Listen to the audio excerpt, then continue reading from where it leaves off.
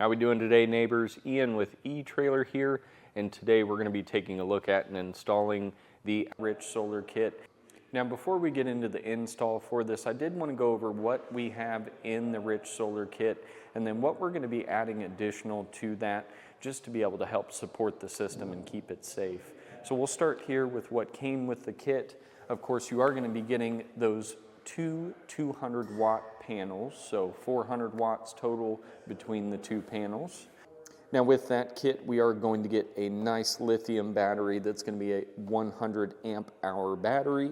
We do get the 40 amp MPPT controller.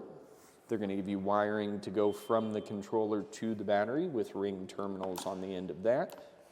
And then you'll additionally get a set to go from the panels to your controller that have the MC4 connectors.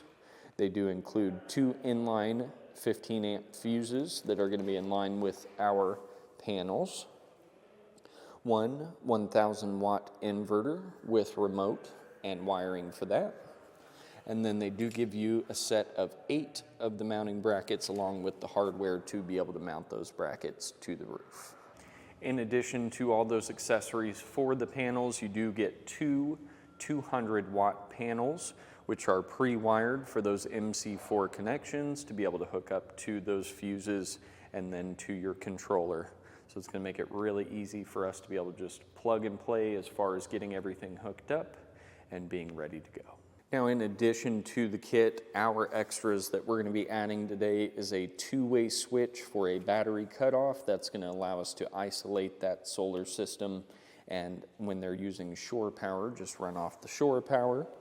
We do have a pass-through with MC4 connectors from Go Power. It's going to allow us to come through the roof without having to just have bare wire going through that roof. For our inverter, I do have a 200 amp circuit breaker manual reset from Byers, and then two eTrailer MC4 branch connectors. And now that we've gone over all the components we're going to be installing today, let's go ahead and hop into that install and get this squared away. Now, this camper did come with a lead acid battery that we've gone ahead and taken out of the pre-mounted box. So we just need to add our lithium battery here, which lucky for us is going to fit that. So if you don't have a battery box, make sure you measure out, and then you can get that along with your order from us for your solar panel kit. And does come with all of the hardware that are different lengths, so that way if we've got multiple ring terminals stacked, we're going to be able to get those on there without having to get longer bolts. Now we need to mount the MPPT controller. So after talking to the owner of the vehicle, he knows that this is something that we're not going to have to make a lot of adjustment on or have to get to very constantly. So we're going to be putting it under the sink compartment here, avoiding being directly under the sink since this is an electronic component. And if we happen to have any issues over here, we want to avoid any damage to this. So we have selected on the inside of our driver's side wall, behind where that panel opens up to, that we're going to be putting that. And I've got that marked with a blue piece of tape and just kind of outlined with pencil, so I have a rough idea of where we want it to be, but we're going to come back and mark the mounting holes on each side to really properly get the mount on that. Now we're just going to mount this up with some drywall screws here.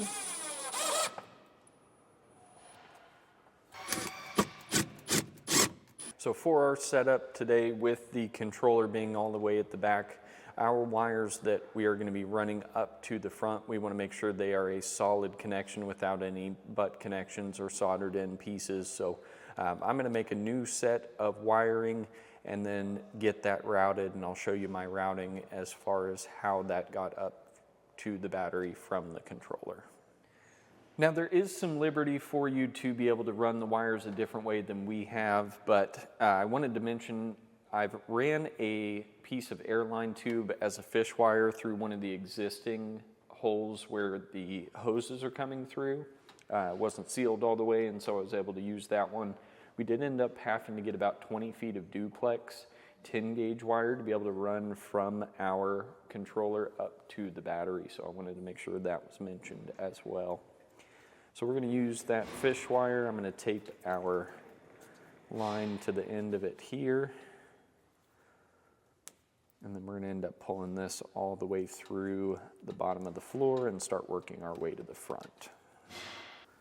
So for now, I'm going to work some of that air hose just back by hand up here, and then we'll hop under the vehicle and pull the rest of it through.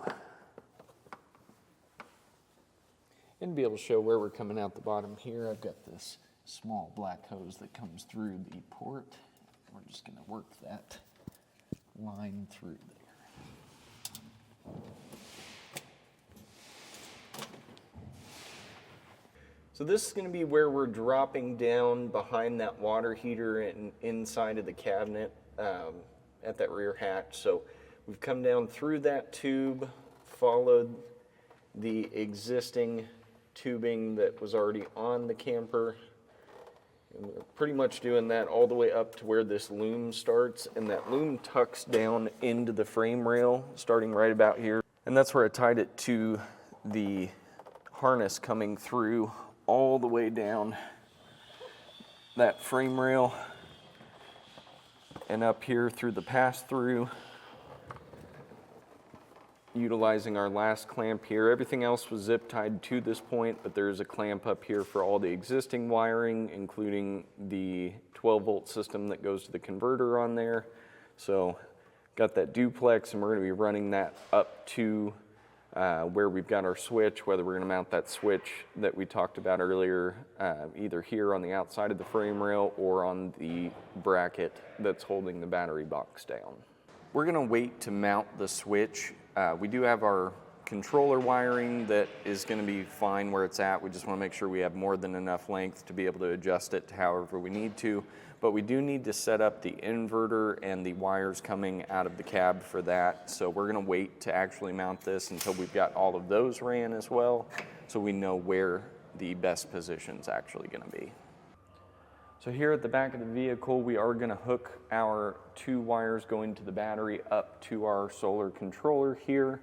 And to access the screws that are going to allow us to do that, you'll just pull back the little rubber cover on the face. We're going to be focusing on the 2 on the right here. The 2 on the left are for our solar panels, so we want to make sure we're hooking up to the correct ones. It is labeled on the bottom as well. But we already looked at it before we had mounted it, so we're tracking. This is going to be our positive on the right of these 2, and this will be our negative, whereas with the panel it is mirrored, and we'll talk about that when we hook up the panel as well. For the duplex wiring, you can just take a straight razor and slice down one side of that, exposing the 2 wires, and then we will need to strip those ends back, probably about just short of a ½ inch, so get that stripped back here.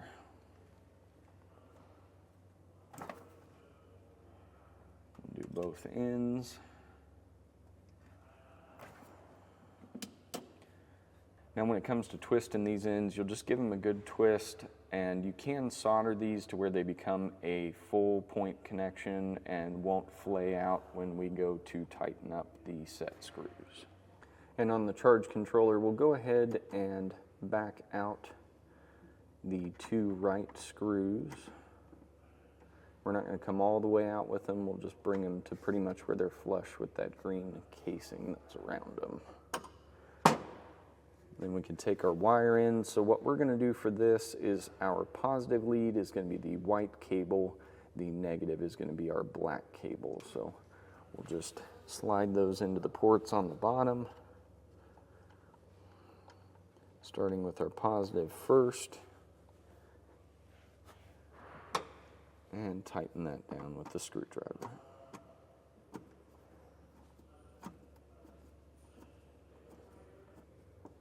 We're just going to keep going until that goes pretty snug right there, and then just give it a little bit more oomph, giving that a pull on the wire down below to make sure that's not going to come out. And we'll do the same thing with the negative wire,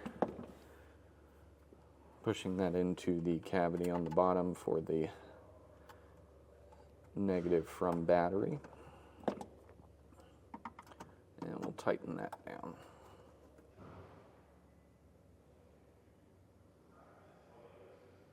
So with the start of the charge controller all hooked up, we can move on to the panels. We're going to get those unboxed just like I've got here, and I'm going to talk about these brackets because what we found with our particular camper is it does have a rail system on top of it that the owner of the vehicle would like that attached to, opposed to going directly to the roof. Now, if you are going to be putting this directly to the roof, we're going to put butyl tape on the bottom of these brackets so that way it seals them when we go to drive through either the self-tapper or whatever hardware you might be using. We're going to be adjusting the hardware just a little bit as far as what's going through the bracket to hold it to the rails, but we're going to be using the provided hardware that comes with it to mount it to the panels, and I'll show you how that mounts up here. So normally with the brackets, these tabbed edges will sit against the edge of that, and you do have two pre-drilled mounting points on each end of the panel that you can mount to. What we ended up having to do to be able to accommodate for the rail system is turn those brackets 90 degrees what they normally would be. Luckily they still center out really well because they've got that nice big slot in the middle. But as far as hardware going in there, they do provide two washers for it. One's going to go over the bolt and sit on the back side of the inside of the panel. And then that other washer would be on the outside like we've got here, along with the lock nut. And those are all 10 millimeter hardware to be able to mount those up. It is going to be different depending on where you're mounting yours or how you're going to have to mount the panels to your vehicle. So just keep all that in mind. One more thing I wanted to mention about these mounting brackets is that when we did our measurements, and you are going to have to measure for both panels and the brackets because the brackets when they're on the edge do stick out at least a good inch there. So we needed to be able to compensate for that, and there are only the single mounting point that they give you in the dead center of the bracket. What I ended up doing is just taking the bracket, laying it next to the holes so that way I've got my center measurement, getting those panels as close as we can together. The center is a little bit more of a gap than the edges are, but once we've got it centered, using our alignment hole there, we can mark on the bracket where the bolts will need to go through. So that way we can turn this again 90 degrees, but have it holding both of the panels that came with the kit, opposed to just the single bracket on each one, where in our case they overlaid way too much. Now on the bracket, I am using that center alignment hole to be able to be our end edge. It's just giving me an idea of where I want the bolt to sit. Of course, you could have it sit further back if you need to adjust where this specifically is going to rest against the body of the panel.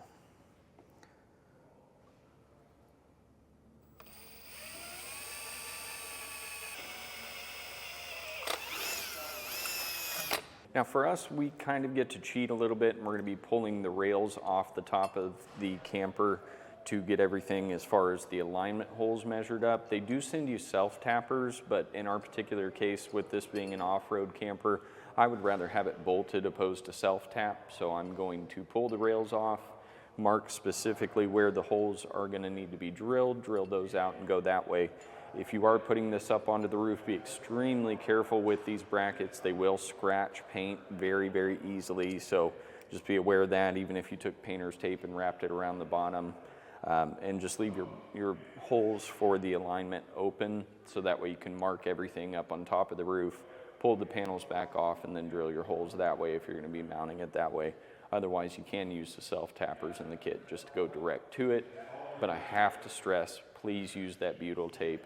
That's going to keep any moisture or leaks coming into the camper from those insertion points.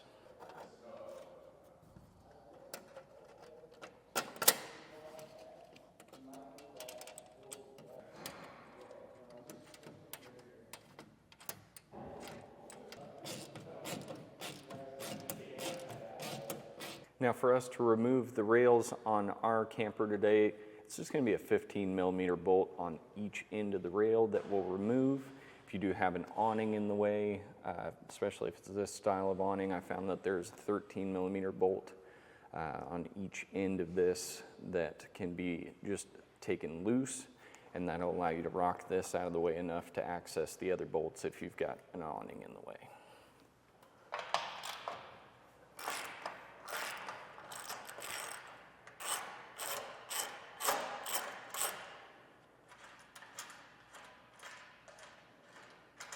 And just make sure you pay attention to what order the hardware was in. That way, if it does happen to come apart on you, you can put it back in the same order.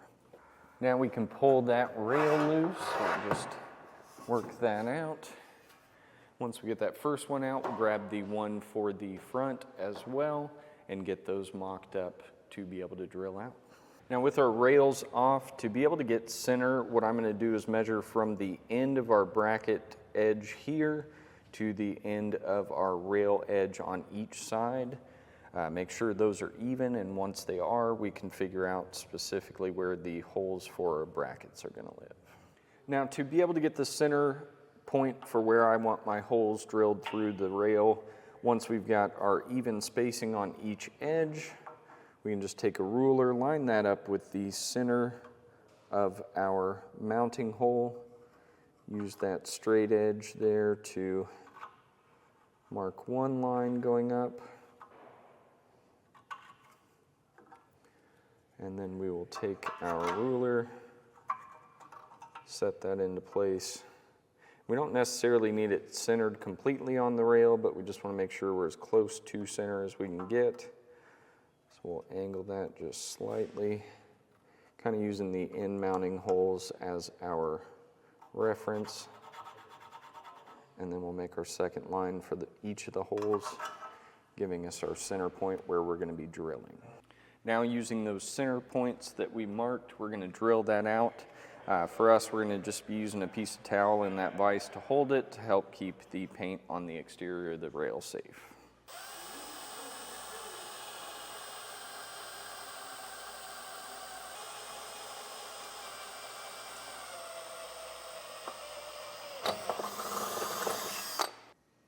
Now I've got our first rail mounted up, and I'm going to show you the hardware that we've got pulled to be able to mount it to the rails, but I wanted to show the hardware that comes with the kit.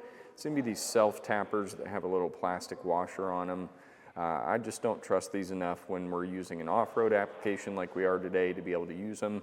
So what I'm going to do instead in each of the spots is I'll have a flat washer that's going to go over just a Phillips head style pan screw here, and then I've got a lock washer that we're going to do on the back side of the rail, followed by a nut. So we'll take that bolt and the flat washer, get that ran through first. We're just going to line up one side with one bolt here, and we'll do the same on the other side, just so we can get this hung in place. Now that lock washer, followed by our 10mm nut. And we'll leave all these just hand tight while we're getting the rest of them lined up. Now with a piece of hardware in each end, we've got it hanging in place. If we need to, we can loosen up the brackets and kind of adjust that side to side to be able to get that alignment perfect for each hole, but we can add the rest of our hardware now.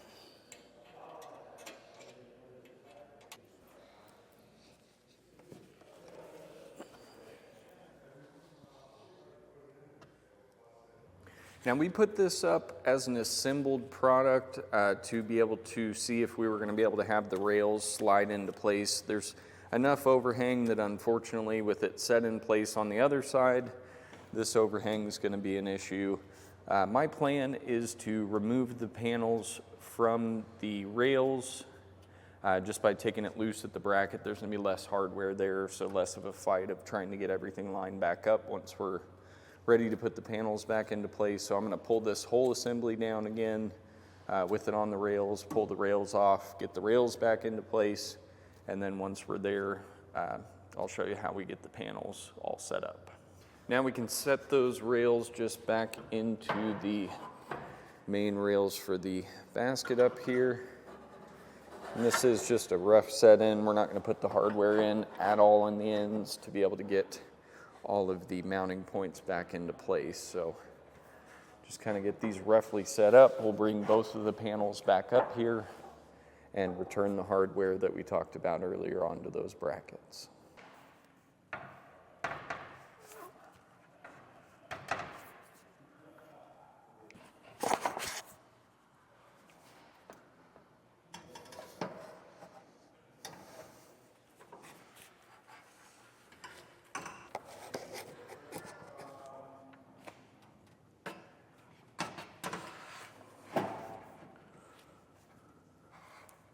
Before I put the hardware back in place and make these secure, I'm going to lift them up, and underneath our MC4 cables that are coming off, we do need to free those up.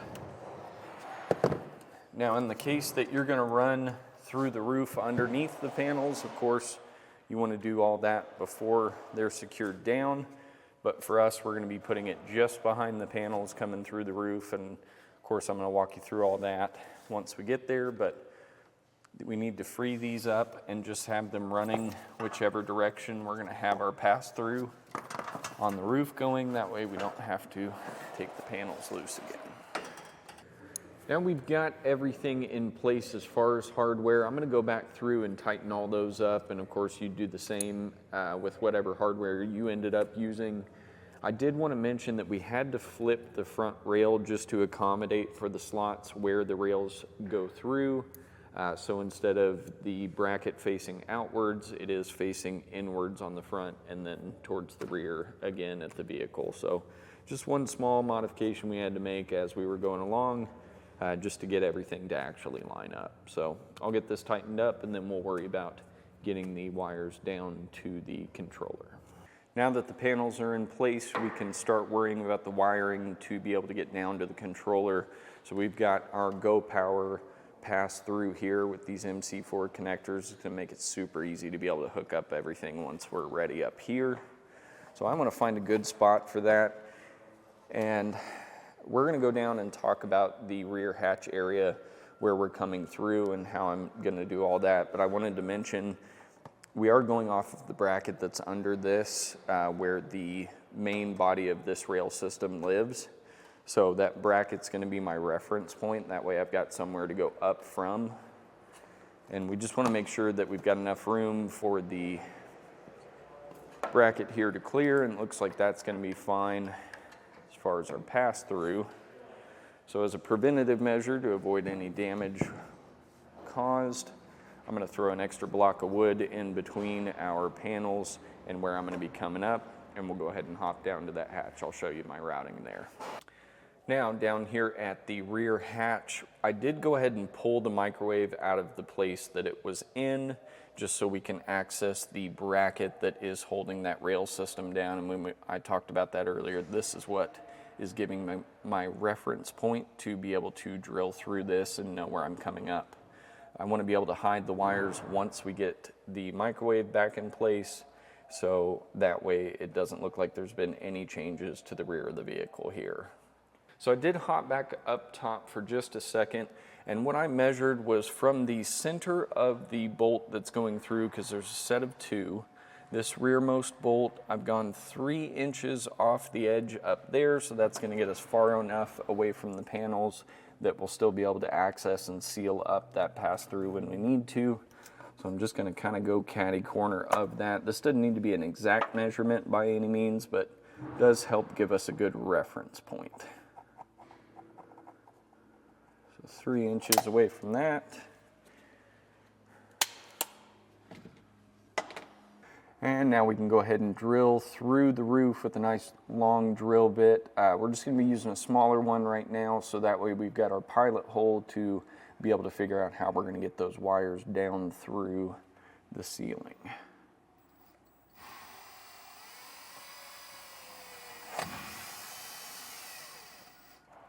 So we're through the first layer. Just a couple inches in, we are hitting that second roof layer, so we're going to drill through that.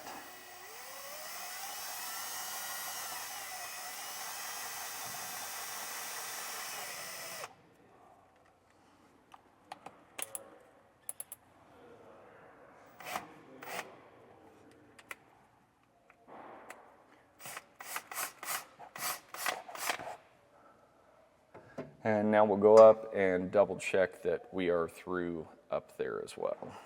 So I did go ahead and move the block of wood out of the way. It did help keep us from causing any damage to the panel above it, but I wanted to show up here on top that pilot hole. That's going to give us a good hole to be able to open up a bit further. We'll just go up maybe 1 or 2 more drill bit sizes and then try to work those wires through down to the bottom using that same fish wire technique that we used to get the wires from the controller up to the battery through the floor. Now when we are opening that hole up, you do want to make sure you replace that block of wood or whatever you put in between your panels, so that way we continue that pattern of safety that we've got.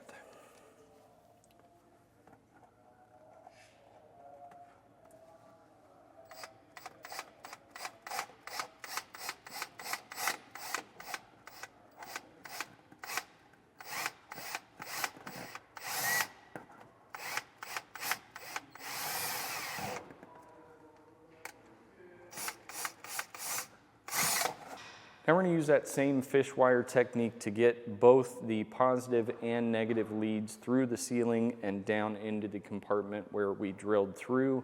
One major difference we need to do is make sure we're pulling from inside down through the ceiling and in, because the last thing that's going to be sticking out is our cap. So we'll start those wires by hand here. Hop down underneath, make sure our wires are nice and clear up top to be able to come through. And once we've got those through, we'll disconnect them from the fish wire and continue to feed that. So we've got most of the wire pulled through. I've still got my cap accessible because we are going to use butyl tape, and we're going to be going all the way around the edge with that. With butyl tape, you do not want to stretch that or anything, especially when you're cutting it and getting all the sections correct. More than anything, we do want to make sure we've covered up the holes where we're penetrating through the roof again. So we are going to have to more than likely screw that down by hand just because of the limited room. If you did happen to leave your panels loose for the moment, that would make it easier in hindsight. But we're working with what we got and we can make it work either way. So we'll get that butyl tape all the way around the edge. Making sure definitely that we've covered the screw holes we're going to be going through. And I would suggest when you're cutting that butyl tape, use either a pair of snips like I'm going to be doing here, or a good straight razor or something like that.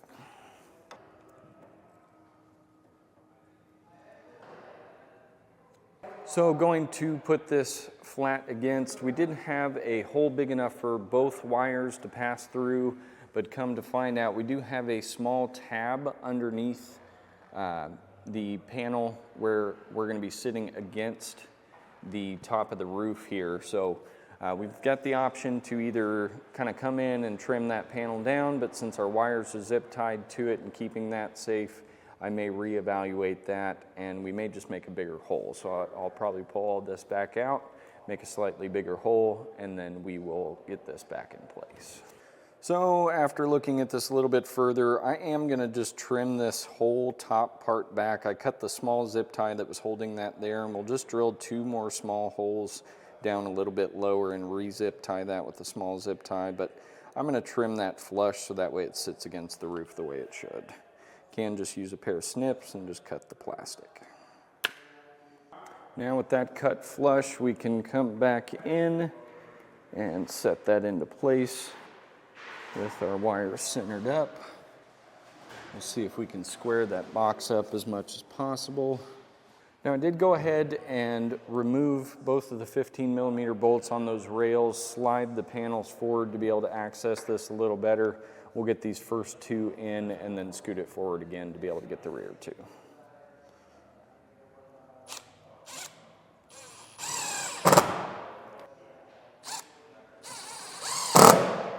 And now with all those down, we're going to use self-leveling sealer. You can pick this up along with your order if you don't have any just hanging out. Most people don't. And we're going to definitely make sure we cover up the points where we've gone through the roof. So those little screw tops will go all the way around those first.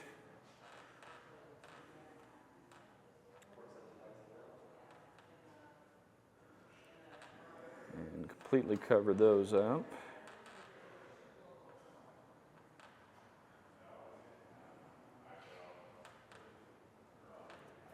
Now we can work our way around the edge, starting with our first bead.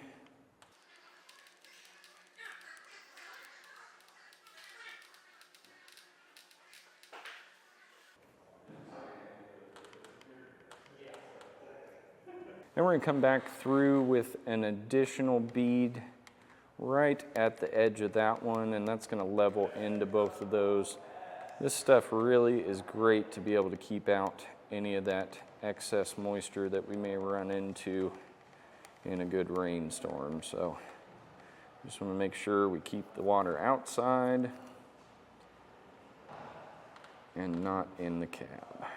While our self-leveling sealer dries up top, we can work on getting our wires over to the controller that we put in already. So we do need to go through the back of this cabinet wall. Now I did remove the microwave, but I also removed our griddle that was here, so that way we could get back into this crawl space. Now the cabinet does go back a bit further and stops just at this point here, so I'm going to run it through that wall exactly like we did going through the ceiling, just running that drill bit. But what we're going to want to make sure we do is find a way to secure these wires up out of the way, so when the microwave goes back in, we're not going to run into any issues there. So we're going to get back in that crawl space one more time, just double check we don't have anything behind this that we may run into when we're drilling through, and then get that hole taken care of. So after double checking again in our crawl space back behind all of this, we are looking at a section of wall that's probably about the same thickness from our ceiling here up to the roof.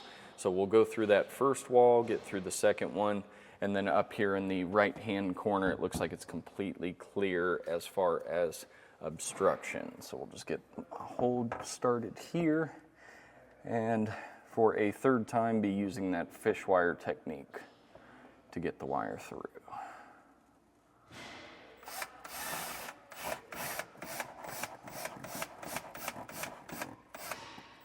Now we just need to get that fish wire through. You can even leave that hooked up from when we pulled through the ceiling. So we just need to find that other hole.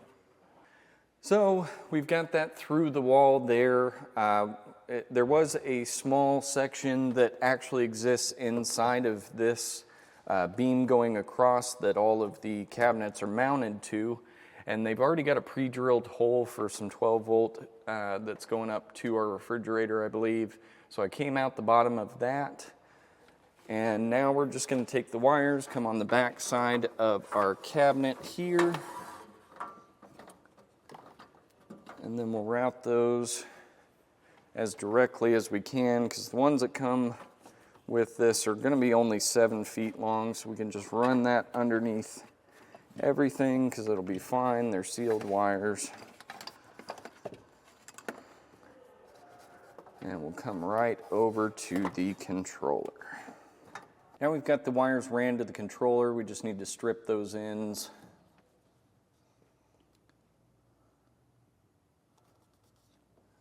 Get a big chunk off the ends of these. We want it to look just like that. And we'll take our Phillips head and just back these out until they're flush with that green area around them. Looks like these got quite a bit of play in them already, so they may be backed out for us. We're going to treat these the exact same way we did with our battery link. We're going to use the red as our power source, and then this is going to act as our ground. So unlike where we hooked up the battery with the positive on the right, negative on the left, this is going to be the total opposite, where we've got our positive on the left and negative on the right. So all of our grounds are going to be in the center. So we'll put that into the second to last one we've got open and tighten that down.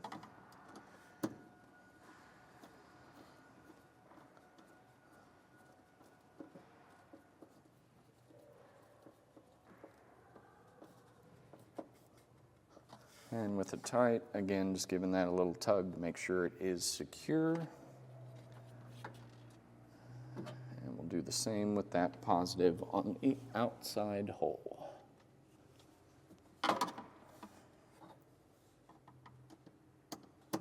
Now we're going to come back through one more time. Just make sure all these are really, really snug because we wouldn't want any connections being loose. It's not only a fire hazard, but also is going to reduce the output that we're getting put into our battery. So we want to make sure we're getting as much as we can without any loose or damaged connections. And we've got the panels all hooked up, and before we hook those up, we do need to figure out how we're connecting the battery to include our battery switch we're going to install on the side of our battery is what we ended up deciding there. I know we had talked earlier about kind of trying to figure out best positioning, and turns out right here is probably going to be our best option because we'll be able to route the wires that we have coming from the solar panel to the switch on one side, and then also the 12-volt system isolated for the vehicle on the other side, and that way we've got everything separated. Now, since we've decided on mounting to the box, we are going to pull the battery back out. That way we don't cause any damage to it. We're going to hold our box up to the edge of where we'd like it to be, and then go ahead and just mark and drill where our 4 mounting points will be, and we're going to use hardware that goes all the way through and just has maybe a flat washer on the back of that there so we can help keep that secure. And I'm just going to use the drill bit to mark where we need to go through, and that'll give us our points to drill all the way through.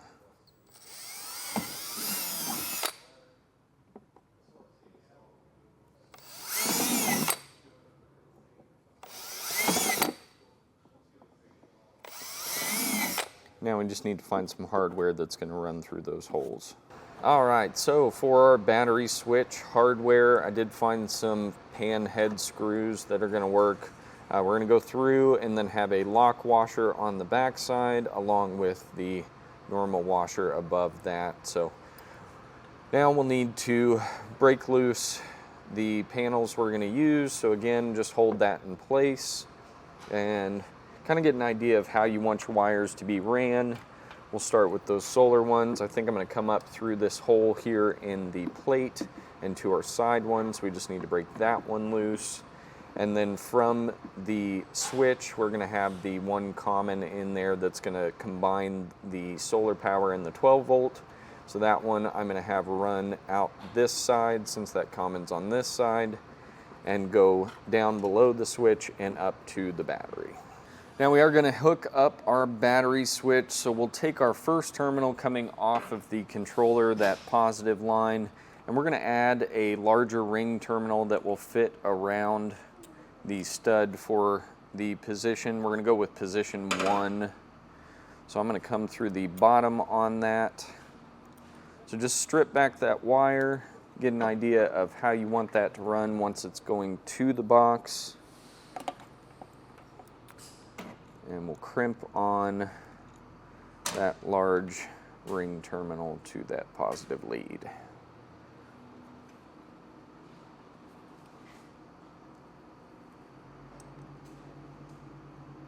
Now we can use another ring terminal on that negative side. That's just going to be going directly to the battery, so we'll make sure that's going to position correctly and get one crimp for the negative side from the controller. So inside of the switch, we're going to have our combined, so that's going to be our outlet to the battery. Either way, whether it's coming from post 1 or 2, it is going to come out of this one, so we just want to keep that in mind.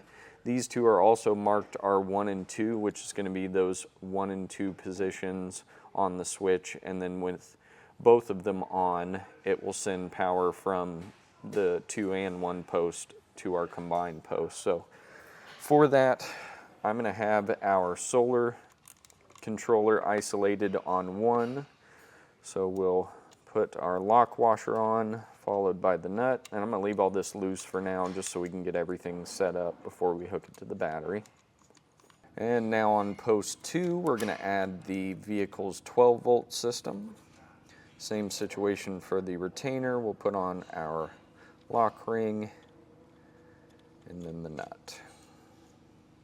Now we'll hook up that positive lead going to the battery. I just made a short little lead out of 8-gauge cable with a large ring terminal again here at our switch. So on our combined, we're going to go to that post and get our hardware in place. Now just come back through with an 11/16 socket, get all those tightened down, and then we'll be able to mount the box. So we'll put that rear cover on and in place and run our hardware through the switch into the box. Now we can take our Phillips head and 10mm and tighten all of our hardware for the switch up. Before we put the battery back into place, I did take just a little piece of air hose and put it on the studs. That's just going to help keep that from doing any damage to the side of our lithium battery we're putting back. Now we can hook the battery up, starting with our positive terminal here. We'll just use those provided screws. So now we've got the one line. Now we are going to come back and disconnect all this once we get the inverter in place, but we just want to double check our solar equipment that we've got hooked up. We'll get that positive on there and go ahead and tighten that down for now. And come with our negative from the 12-volt system and the charge controller straight to our negative post on the battery and tighten that one down as well. Now I've got the battery switch on for just the solar at the moment, so that way we're isolated, but I wanted to show once you do have that hooked up, it's going to show that full little battery symbol just lit up. So that's at least letting us know we're connected to the battery. It's going to have the flashing solar panels because we have not hooked those up yet. So let's go ahead and hop up to the top of the vehicle again and get those hooked up.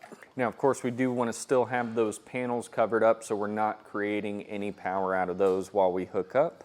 So with that all being said, we're going to identify each end with the little marker, and it's also going to be the type of end as well. So our female coming off of the panel is going to be that negative lead, where the male end is going to be our positive lead.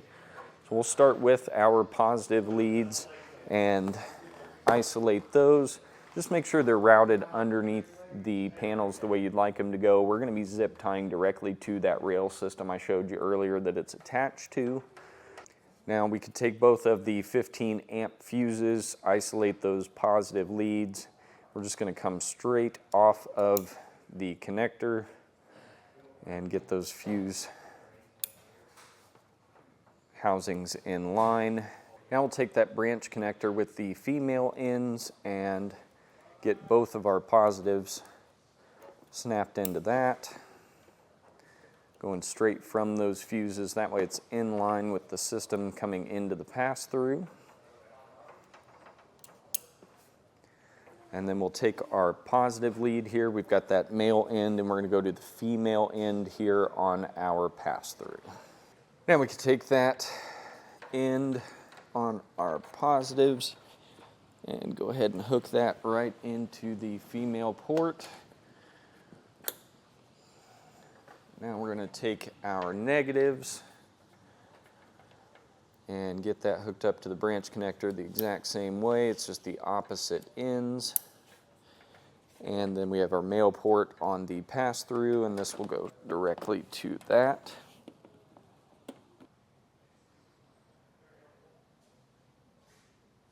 Now after that, we can uncover the panels since we are hooked up completely at this point.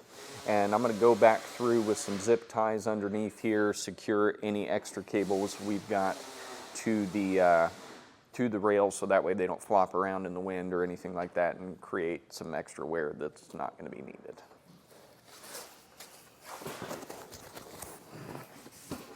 Now we can come down to the controller after getting all that hooked up. We're going to see a green flashing indicator for us because we're inside and it's not going to be pulling enough amperage. So it's trying to indicate that we're not getting much out of the panels, which makes sense for being here in our bay. But if we were outside, that would glow solid green, and the battery's already charged because we've allowed this to sit outside just between shoots, and it did charge up during that time. But otherwise, this would also light up right here, giving us a charge indicator. And if you needed to, you can go into the settings. If you're using the lithium battery that came with the kit, you can go in and change it just by holding this battery button for 3 seconds, and then that will allow you to go in with the plus sign here and move over to either auto or whatever other type of battery you may have. So now we do need to hook up the inverter. We're going to find the spot for that to live, and after talking to the owner of the camper, they'd like it under this shelf set here. So I'm going to have this mounted right here, and we've kind of got that traced out just so we have an idea, but we do need to come off of the positive lead onto a 200 amp breaker, and we're going to have that just kind of roughly mounted back there. We'll figure that out. But first we do need to talk about the wiring that we're having go through. Since this is capable of pushing out 200 amps at most, we do want to run some 2-aught as close to the battery as we can, so that's part of the reason we picked the front of the camper under the shelf as well, is to have the shortest amount of leads going to our battery. Now those, I have drilled a hole running down through the floor. I did drill the hole from the bottom. Let's hop down there. I'll show you where that's coming through and why I picked that spot. Now we came through the floor right there to come right up against this frame rail and be able to follow the OEM wiring just like we did from the solar controller at the back of the vehicle, and be able to use the pass-through on the frame to come up to the battery. So that's going to make it nice and easy for us to just be able to route and have those 2-aught cables securely attached to the same points that we attached everything else to. Now for our positive and negative leads going from the inverter to the battery here, and then also the ones that are connecting directly to our breaker and the inverter, are all going to be these same crimp style leads. We did solder all these in, so I would suggest, if you have the ability to do so, solder those on, but of course one of those good hammer crimps will do the same trick. We just want to make sure we've got a 3/8 stud up here at the battery to be able to go onto the battery, both positive and negative. Now we'll go ahead and hop in the cab, get that inverter mounted. Now we do want to have a short lead that is going to go from our inverter positive to our breaker, so that way we've got that protection in place. So I've gone ahead and set that up most of the way, again just using those 3/8 end 2-aught crimp terminals there. And we're going to come to the back of the inverter. There's going to be our positive and negative, very clearly marked, but also color coded to make it easier. So for now, what we're going to do is go ahead and remove those ends. It's just a squeeze tab on each side, and those pull clean off. Now for these end caps, we do want to have them pre-ran over the cable we're going to be hooking to, so I'll just have that there and ready for us. And then to take our ends loose, and we're going to do this on both the positive and negative, there's going to be a Phillips head here on top that we can hold on to, and then on the bottom there's a 13mm nut that you can back out. I've already got mine loose, so we'll take that nut off. Go ahead and slide on our ring here and get the nut in place. Now we can take that Phillips head on one side, 13mm on the nut, and just snug that down. Just want to make sure our cap is going to go back over the way we need it to. If we need to adjust, we can always pull back and readjust that end.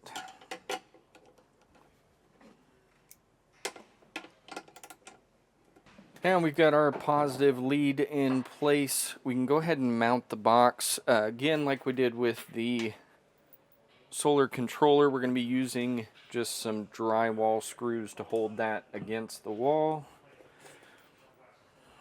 Now we'll just roughly hold this in place. Make sure we've got a good spot where the breaker can still be accessed by our positive line.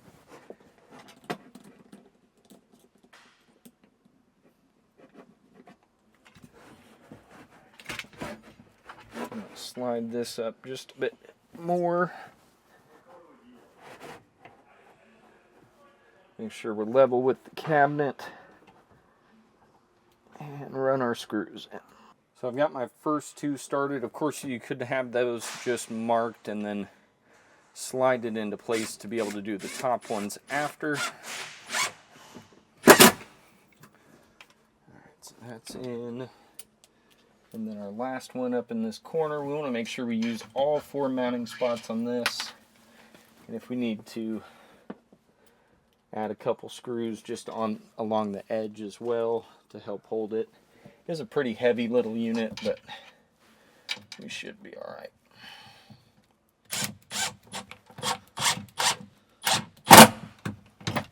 Now we need to mount the breaker, so there's 2 mounting screw holes for that one. Just same concept, using these drywall screws to get that up out of the way. Making sure our little caps are out of the way as well.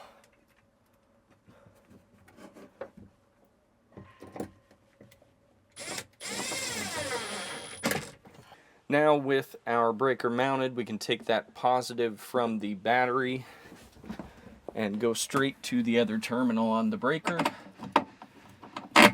And that's going to be a 15 millimeter nut that's on that one.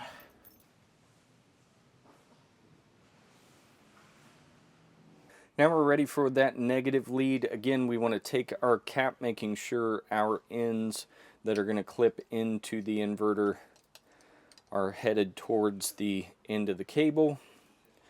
And we'll take our 13 millimeter nut, get that over the stud on the back of the inverter, and tighten all of our hardware down, just making sure we double check and go through it all twice. This is something we do not want to have any loose connections on.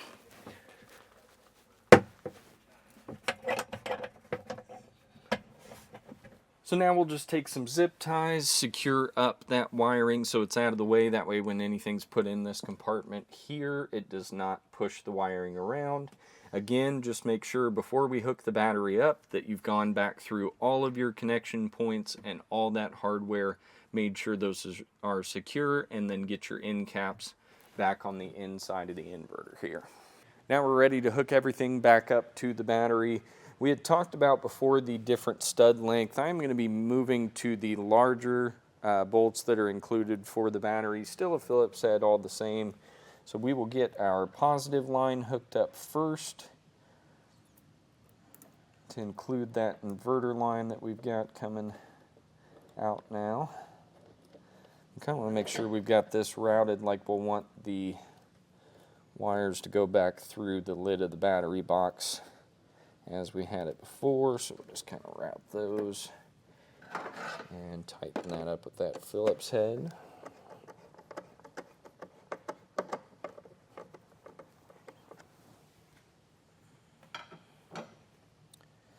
And when we come back through with our negative leads, we do want to be careful that we watch out, because it does have the possibility to spark as we're going back onto that negative terminal.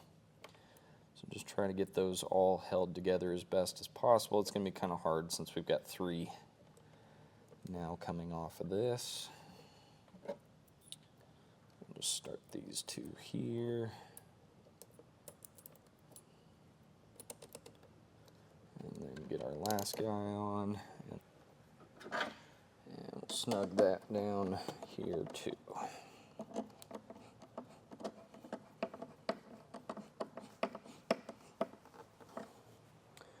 Make sure our connections are secure, and then we'll hop in and make sure that inverter turns on. Now we can use the switch. There's going to be 3 positions on this switch. The center one is off, where we don't have any lights or communication from the system. If we go to the left with this single hash mark, that's going to be just the inverter by itself. We've got a good beep. There's no indication that we have any issues as far as a ground fault or any other concerns shown from the inverter. Good green power light on. So that's going to be our single hash side, is just straight to the inverter. Now the kit is going to come with a remote for that inverter. I'm going to leave this off per the owner's request just so that they can use this if they need to outside of the vehicle, just to monitor what's going on with the inverter. And if you wanted to use the remote and mount this permanently somewhere on the vehicle, you could do so. You would just switch the switch over to the 2 hash mark position, this second position here, and that will put all your controls directly to the inverter and also be able to allow you to monitor your inverter from away from it. Now, one thing we do want to make sure we do is come back with some RTV, and we're going to backfill as much of the hole from the top where we put the wires through down to the battery, and then go down beneath it and do the exact same thing. Very important. That way we can keep all the water and moisture out of this compartment here in the cab.